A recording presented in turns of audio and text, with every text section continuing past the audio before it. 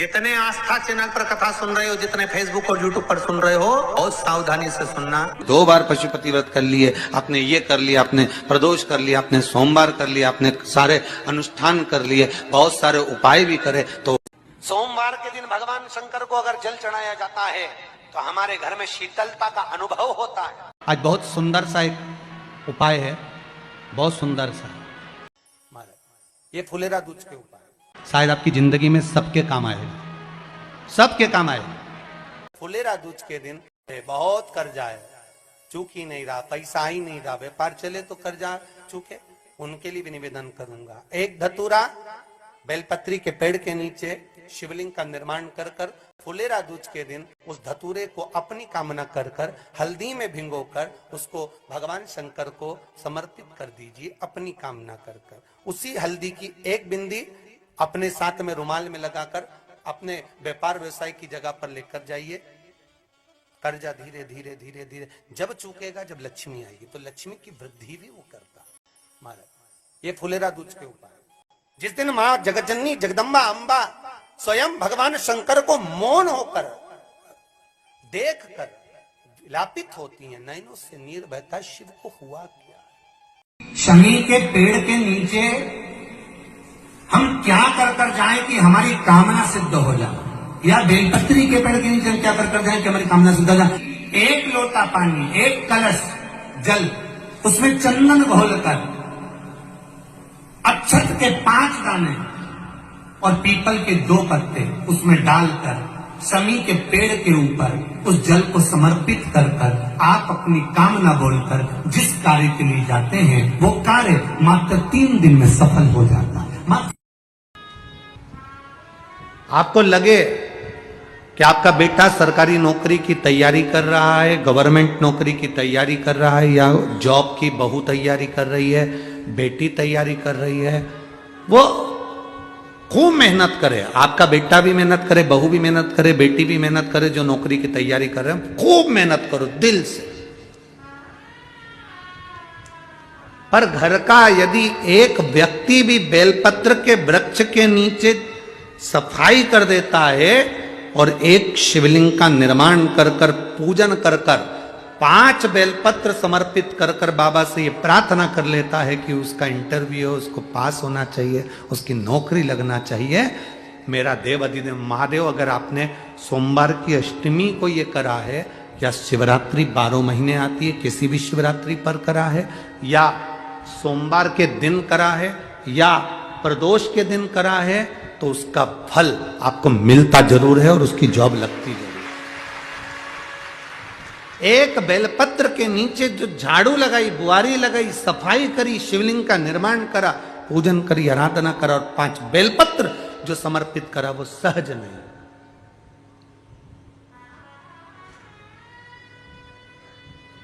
एक पत्र है, आज भी नियम है, जिसको शनि लग जाता है एक काजल की डिब्बी ले लो और काजल की डिब्बी को 21 बार उतार कर उसको एकांत में जाकर, जंगल आदि में एकांत में किसी पेड़ के नीचे इतना सा खड्डा खोद कर उसमें काजल की डिब्बी को डाल दो और मिट्टी से पूर दो, उस व्यक्ति का शनि समाप्त हो जाता है। काशी विश्वनाथ का नाम लेकर काजल की डिब्बी को 21 बार उतार कर अगर काशी विश्वनाथ का नाम लेकर शनि वाले व्यक्ति को अगर पेड़ के नीचे दबा दे, शनि समाप्त, शनि उसको परेशान नहीं कर सकता। काशी कितनी मूलता। जब कोई दवाई शरीर में नहीं लगती,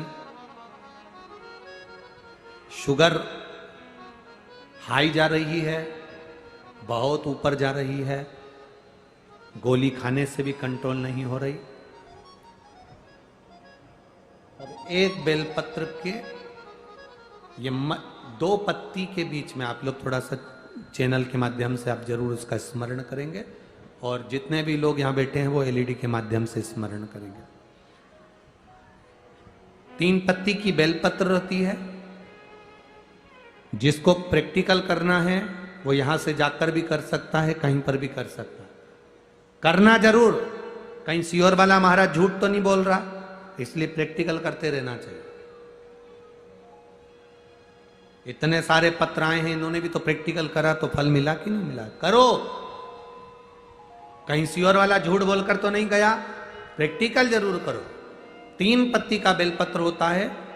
जब भी हम शंकर भगवान पर बेलपत्र चढ़ाएं, शिव जी पे चढ़ा हुआ बेलपत्र उठाकर दो पत्ती और तीसरी पत्ती के बीच में जो डंडी होती है, उस डंडी को पकड़कर बाबा कुंदकेश्वर का नाम लेकर, भगवान शंकर का स्मरण कर कर इन बेलपत्र को बीच 2 पत्ती और तीसरी पत्ती के बीच में जो खाली जगह है डंडी, उसको पकड़कर कुंदकेश्वर भगवान का नाम लेकर उस बेलपत्र को चबा चबा कर खाओ। दिन में अगर आज की आज शुगर को लेवल नीचे लाना है तो दिन में 3 बार कुंदकेश्वर का नाम लेकर खाओ। शाम को चेक करना, शुगर नीचे की ओर आ जाएगी, लेवल पर आ जाएगी। कौन से भगवान का नाम लेना है? कुंदकेश्वर महादेव का नाम। बहुत ध्यान देने वाला विषय है। जिस नारी का रजोधर्म में अगर तकलीफें आती हैं, रजोधर्म से जुड़ी हुई जो प्रॉब्लम बढ़ जाती है, या गर्भाशय में, बच्चादानी में उसको लग रहा है कि कोई गांठ पड़ गई है, या गर्भाशय में कोई प्रॉब्लम आ गई, या रजोधर्म से जुड़ी हुई कोई परेशानी आ गई, उस समय पर दुर्वा जानते हो, गणेश जी को चढ़ती है ना दुर्वा, दुर्वा अशोक सुंदरी वाली जगह पर समर्पित कर 5 दुर्वा सुबह के समय खाली पेट पीवरी का स्मरण कर उसको यदि खाया जाए तो रजोधर्म से जुड़ी हुई जितनी दिक्कतें होती हैं वो सब समाप्त हो जाती है और गर्भाशय में गांठ नहीं बनती। पीवरी, इस पीवरी के नाम का वर्णन बड़ा शास्त्र के अंतर्गत आया है महाराज, बड़ा बड़ा सुंदर भाव। पितरों की कन्या पीवरी के साथ जो सुखदेव जी महाराज का मंगल विवाह हुआ था, ये पीवरी कोई साधारण नहीं, एक आनंद का विषय है पीवरी, पितरों का एक वरदान है पीवरी, पितरों का एक आशीर्वाद है पीवरी। ये उनके लिए भी काम करती है पीवरी जिनका 2-4 महीने का बच्चा हुआ और अवर्षण हो गया, फिर 2-3 महीने का बच्चा हुआ फिर गिर गया, फिर 2-4 महीने का बच्चा ठहरता है फिर गिर जाता है, उसके लिए पीवरी का नाम बड़ा काम आता है महाराज, बहुत काम।